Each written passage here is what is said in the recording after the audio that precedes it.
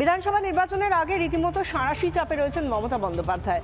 একদিকে তাঁর দল তৃণমূল কংগ্রেস এবং তার বহু নেতা মন্ত্রী সাংসদ তারা ইতিমধ্যেই দুর্নীতিতে বিদ্ধ, আর অন্যদিকে সংখ্যালঘু নেতা হুমায়ুন কবির তাকে একদিকে হিংসায় বিদ্ধ করছেন আর অন্যদিকে দুর্নীতির ইস্যু তুলে তিনি বিদ্ধ করছেন মমতা বন্দ্যোপাধ্যায়কে, এমনকি প্রাক্তনও করার ডাক দিচ্ছেন এই জনতা উন্নয়ন পার্টির চেয়ারম্যান হুমায়ুন কবির।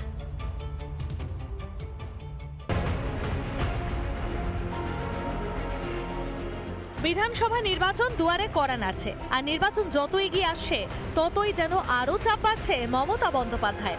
একদিকে দুর্নীতি অনুপ্রবেশ সহ একাধিক ইস্যুতে সুর চড়াচ্ছে রাজ্যের বিরোধী দল বিজেপি, অন্যদিকে শক্তি বাড়াচ্ছে তৃণমূল ছেড়ে আসা হুমায়ুন কবিরের দল জনতা উন্নয়ন পার্টি।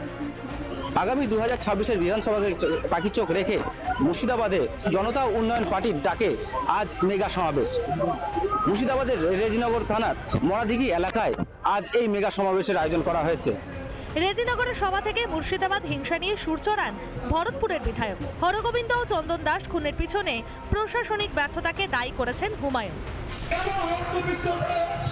এবং তার ছেলে চন্দন দাস এইভাবে নৃশংসভাবে খুন হলো, তার দায় কি মমতা ব্যানার্জি পুলিশ মন্ত্রী আপনি অস্বীকার করতে পারেন? আজকে হরগোবিন্দ দাস চন্দন দাস খুন হয়েছে, প্রকৃত যারা খুনি তারা কেউ অ্যারেস্ট হয়নি। আপনার ব্যর্থতা, আপনার প্রশাসনের ব্যর্থতা। পাশাপাশি রেজিনগরকে দীর্ঘদিন ধরে বঞ্চনা করার অভিযোগ শাসক দলের বিরুদ্ধে।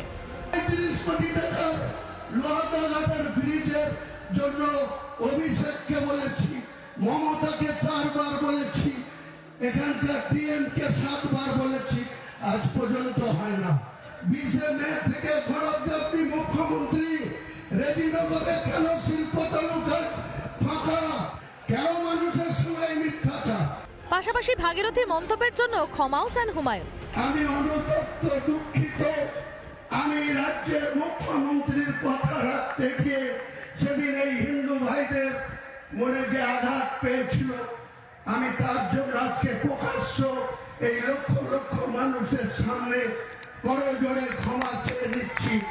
রেজিনগরের সভা থেকে মমতা বন্দ্যোপাধ্যায়কে প্রাক্তন করার হুঙ্কার হুমায়ুনের। আগামী দিনে আপনার কুর্সিটা কেড়ে নেব, কুর্সি থেকে হটাবো।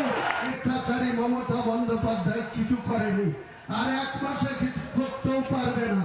আগামী দিনে আমাদের একটাই লক্ষ্য, মমতা বন্দ্যোপাধ্যায়কে ক্ষমতাচ্যুত করা।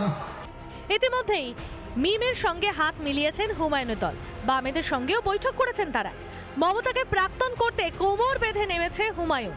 আগেই সংখ্যালঘুরা মুখ ফেরাচ্ছিল, এবার হুমায়ুন কবির ও মিম সংখ্যালঘুদের ভোট টানতে মরিয়া। সংখ্যালঘু ভোট ব্যাংকের পাশাপাশি পায়ের তলা থেকে মাটিও সরছে মমতা বন্দ্যোপাধ্যায়। মুর্শিদাবাদ থেকে সীমন্ত দাস, রিপাবলিক বাংলা।